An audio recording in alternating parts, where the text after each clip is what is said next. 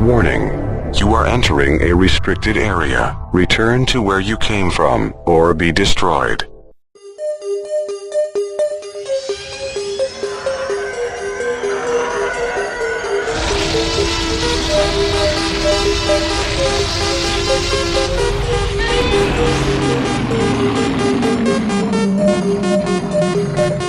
You're heading your way towards the useless nerdy knowledge. Please do not go any further. If you will not comply, you will hear a nerd rambling. Nerd alert! Get those nerds! Nerd! Nerd! Nerd! Exterminate! Go ahead, make my day. Bazinga! I'll be back.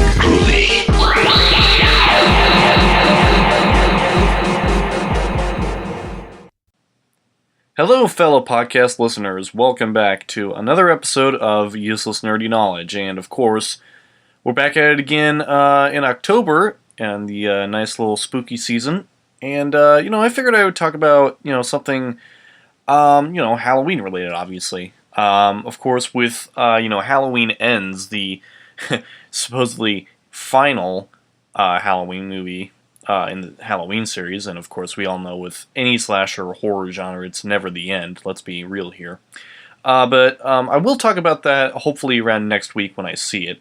But for now, I did want to talk about like a different horror series at the moment. Last year I talked upon a couple different things, and mainly a couple different series. I talked about the Halloween series, and then I talked about the Friday the 13th series, so I figured it would make sense for me to talk about the Nightmare on Elm Street series.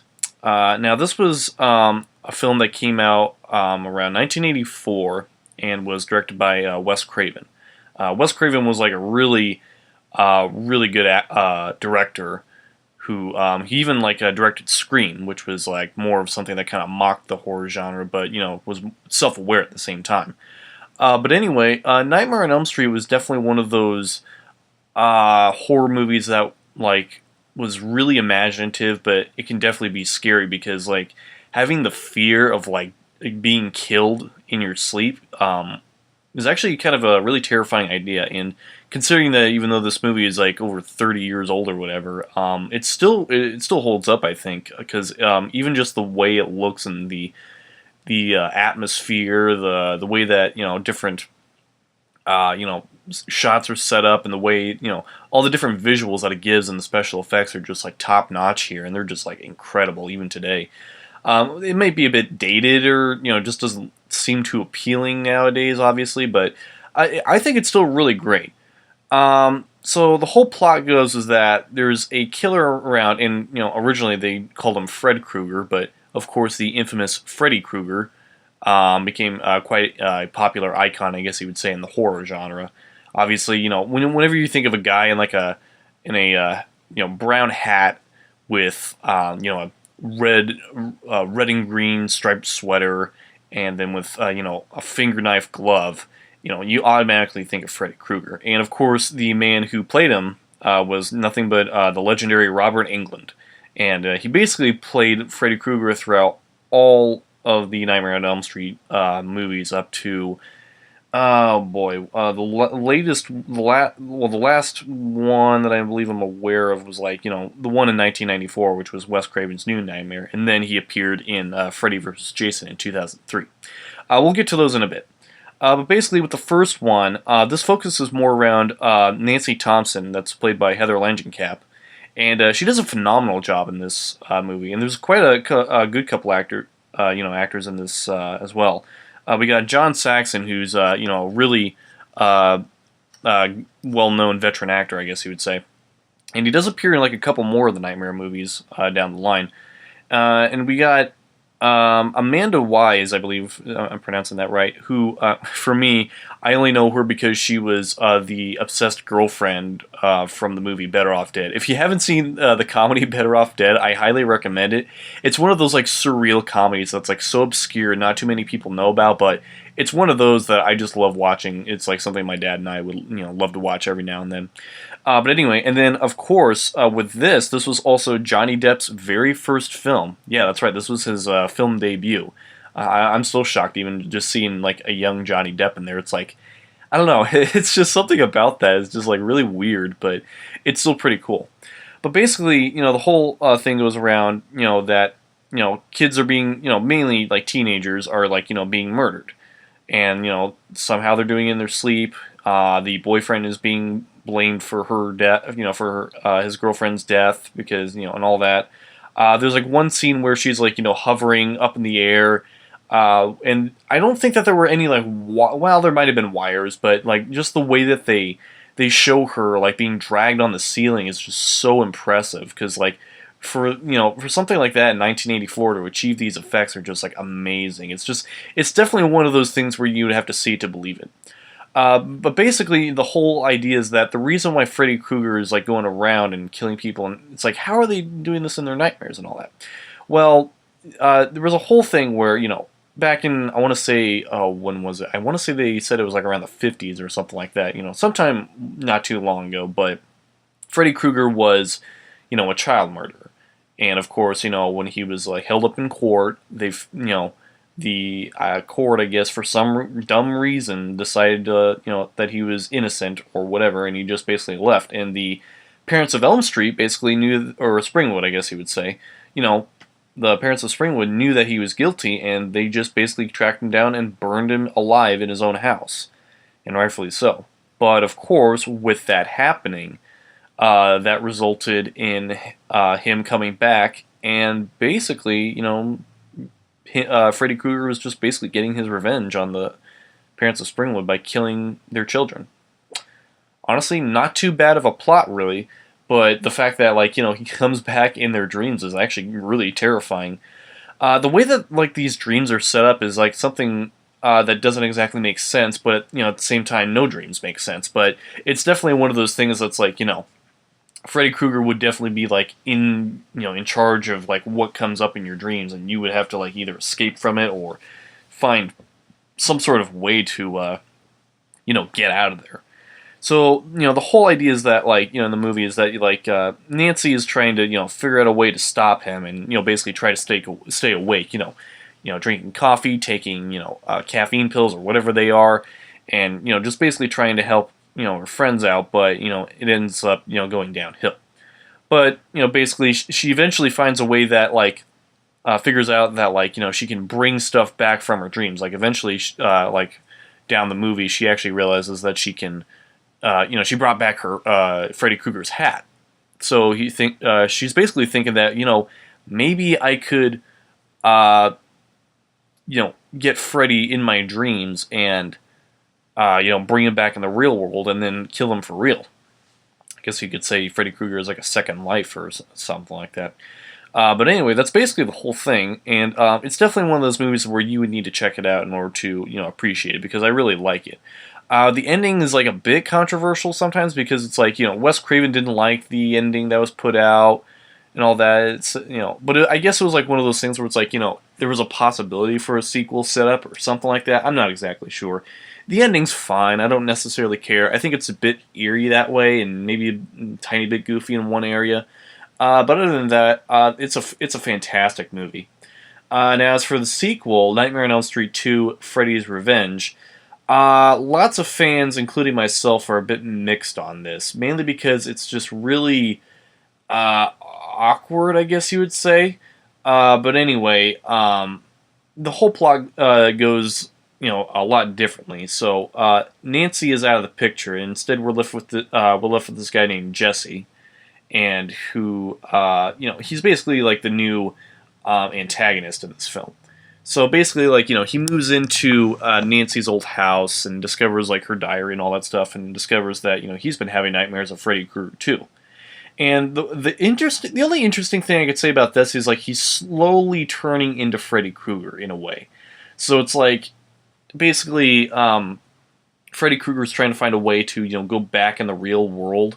And the way that he does this is, like, sort of possessing Jesse in a way. Basically, like, later down the line you would see, him and Jesse having a conversation and then, like, torturing all these different people that he interacts with or whatever.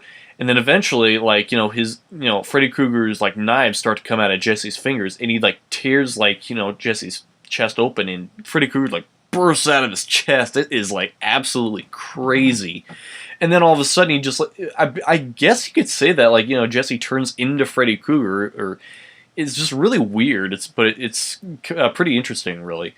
And then all of a sudden, he, like, crashes the party, starts killing all these teenagers, and it's really bizarre. Even though it has like a couple of highlights in the movie, it's still not exactly one of my favorite movies, to be honest. It's just really just different, and not in a good way. However, the more superior sequel that fans really love is Nightmare on Elm Street 3, The Dream Warriors. This was a really good concept, and definitely a very, very well done sequel. So this was made in 1987, and this brings a few new characters and one new character named Kristen, played by Patricia Arquette. She's basically basically kind of in the same boat as Nancy was in the first movie. Trying to stay awake from Freddy Krueger, and has all these nightmares and such and all that, and eventually she's like gone into a I want to call it like a mental institution of some kind, where she basically ends up like all these other kids where they're having the same nightmares as well. I guess I should mention that one of the songs, Dream Warriors, is done by the rock band Dokken, and it's a pretty good song. But anyway, basically she's traumatized with like all these different nightmares that's going on, and what do you know? Nancy Thompson comes back. That's right, Heather Langenkamp reprises her role as Nancy, just older and wiser and all that, and she still has like the little white hair that she has in there, which is a really nice touch. And on the side note, I guess you could also say that Lawrence Fishburne's in there, but it's just a brief role. He plays as like a nurse or something like that, but still kind of cool. Anyway, the reason why this movie is like really good and really phenomenal is just because of the amounts of like new effects, new different ways that Freddy Krueger can turn into different things and all that. It's just really cool because he like turns into a TV, turns into a giant worm, and all, a little puppet or whatever, and then eventually like he forces someone in their dream to like walk like a puppet on strings, except it's like his veins or whatever on like, it's really gruesome and really disturbing to watch, but it's still really creative in a way.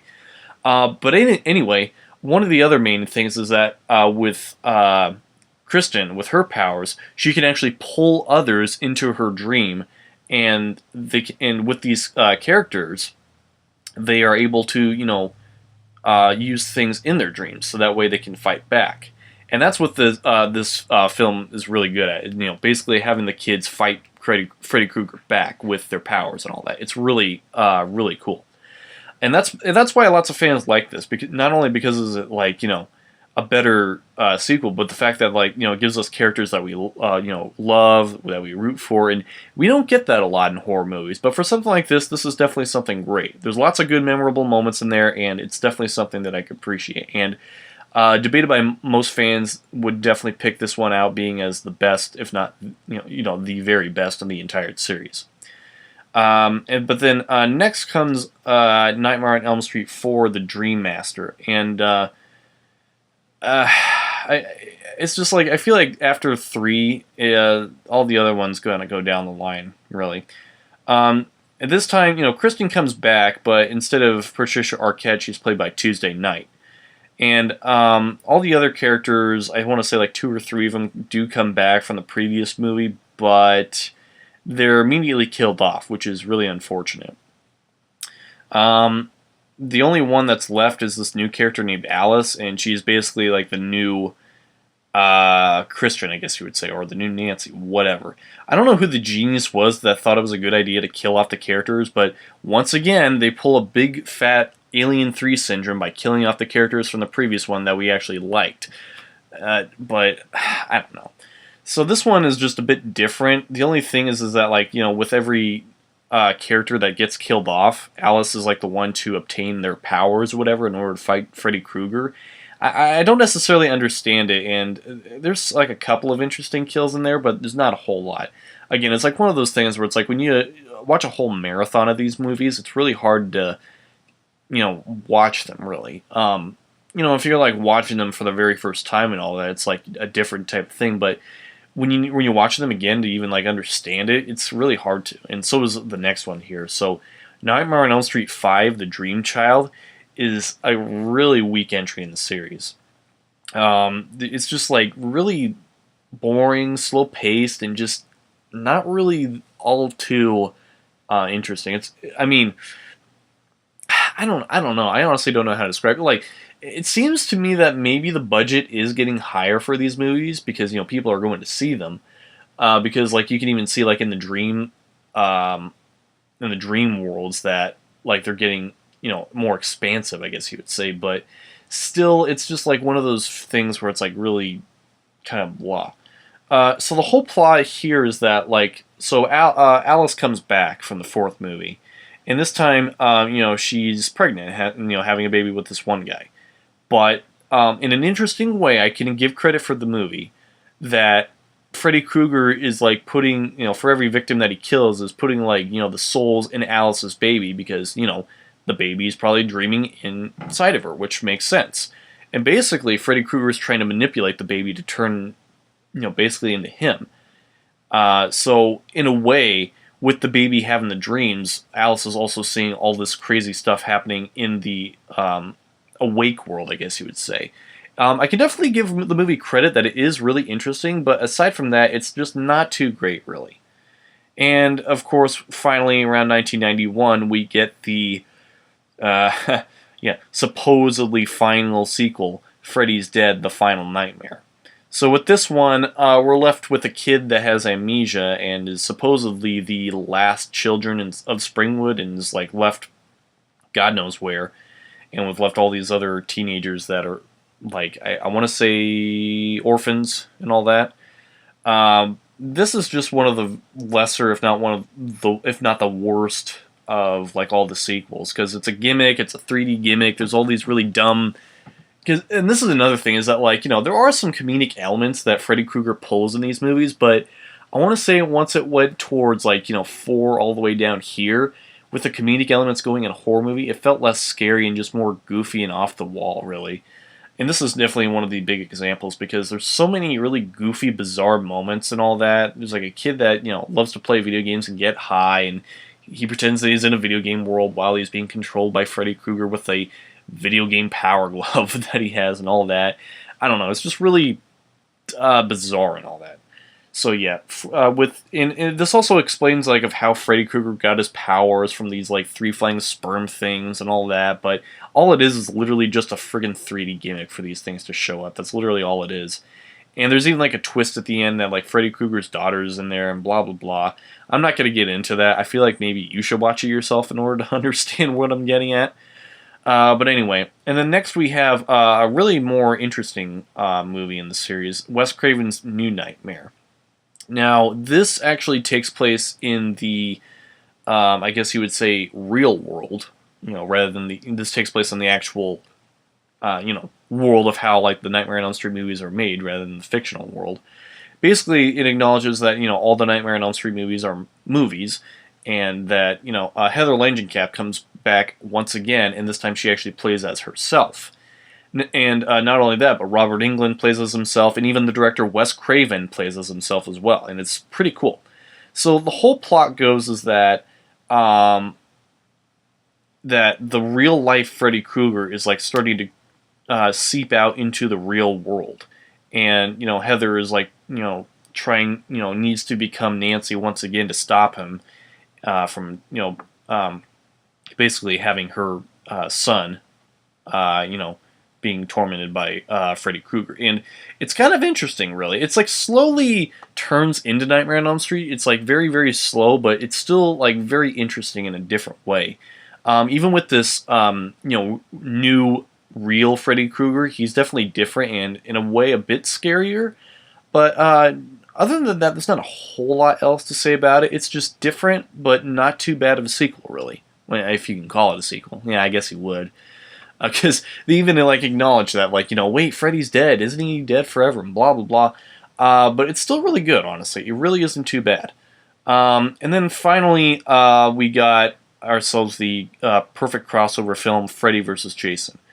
Of course, I think as I mentioned before, last year when I talked about the Friday the 13th series, this is not a great movie, but the fight scenes between Freddy and Jason are very great and top notch. It's definitely worth worth the wait, worth the money you purchased or whatever, and it's pretty good. Again, with like Freddy Krueger's hand coming out at the end of Freddy vs. Jason, teasing that it would happen, and then not after like a 10-year delay or whatever. I can definitely say it was worth it. And there is like a sequel, I guess you would say a sequel to it, but it's only in comic book form, called Freddy vs. Jason vs. Ash. And of course, this has, Freddy and Jason fighting Ash Williams from the Evil Dead series. And there was also another series to this called, basically a sequel to that sequel, called Freddy vs. Jason vs. Ash, The Nightmare Warriors, I believe. I have yet to read those, but I know it's like a continuation of those series. And I hate to acknowledge it, but I might as well, since I got it on my mind. There is a... actually, before I talk about that, I do want to talk about that there was a TV series called Freddy's Nightmares. I want to say that this was just basically a small TV series that I believed, acknowledged, Freddy Krueger's origin story and all that. I haven't watched it all the way through, but from what I've seen, it's actually streaming for free on Tubi. It seems to be okay, I guess, but again, it's just one of those things where it's like, I guess you would have to like grow up with it or watch it on TV in order to get it. And I'll be completely honest, like, I'm really disappointed that it's not even available on DVD or anything like that, because horror fans would eat that crap up, like, seriously. I mean, it's cool that they were able to, stream it on Tubi, but the fact that we can't get it on a physical release on DVD like all the other movies is a little dumb. I mean, if they can get the stupid Friday the 13th TV series that has nothing to do with Jason Voorhees on DVD, it's a no-brainer not to have the friggin', new Freddy's Nightmares series on there. And, of course, with any horror remake or anything popular in a franchise, there had to be a remake. So I have not seen this movie, and honestly, I refuse to see the Nightmare on Elm Street remake, mainly because this version of Freddy Krueger is an actual child molester. Now, that was originally going to be the whole manipulation for Freddy Krueger originally, but having him be a child killer was just a lot more passable. But the fact that he was an actual child molester in this film is just not something that great. Not only that, but the fact that this remake was like, has some really crappy CGI where practical effects looked a lot better on camera, just don't look great. And even the Freddy Krueger looks like crap too. Like, the makeup looks just terrible. It looks absolutely atrocious. And honestly, I refuse to see it. It doesn't even have Robert Englund in there, so there's a reason why it sucks. But, it had to be done because, Hollywood remakes and all that, blah, blah, blah. So that's pretty much it. Now, as for Freddy Krueger, I actually, do like him somewhat. He's not someone I like a whole lot compared to, like, Michael Myers or Jason Voorhees, but he's definitely someone I appreciate just because of how creepy he can be, and with, like, his witty quirks and, mixing, his sense of humor with, like, killing and all that stuff, and, all his different catchphrases and all that. It's pretty interesting, really. He's really great. So yeah. I would definitely recommend watching, if you want, you can go ahead and watch the entire series if you'd like. But mainly I would recommend the first one, the third one, New Nightmare, and, of course, Freddy vs. Jason. As for, like, the other sequels, it's just one of those, like, if you really want to watch those, then go ahead. But if you're, like, planning on binge watching them, it's going to be really tough because they can be really mind-numbing. Because it's the same thing with the Friday the 13th or Halloween series. If you binge watch them, you're going to be very tired of the same boring thing over and over again. And not all of them are great, obviously. But still, it has its place in horror history. And the funny thing is that even Wes Craven himself acknowledged, the Nightmare on Elm Street series quite a couple times in his Scream films. And with Scream, it's not too bad of a film. The sequels are like so hit and miss and all that, and even with the recent Scream film coming out, didn't really like it all that much. So anyway, So yeah, that's pretty much all I wanted to talk about for this. And, with the latest Halloween film coming right around the corner, hopefully around next week when I see it, I will make an episode on that and give you my thoughts on it. Basically on the whole the new Halloween trilogy of this, I guess you would say. And I think we'll just leave it at that. So thank you very much for listening. I hope you enjoyed this. If you guys have any suggestions of what you would like me to talk about in future episodes, let me know, and I will see you guys next time.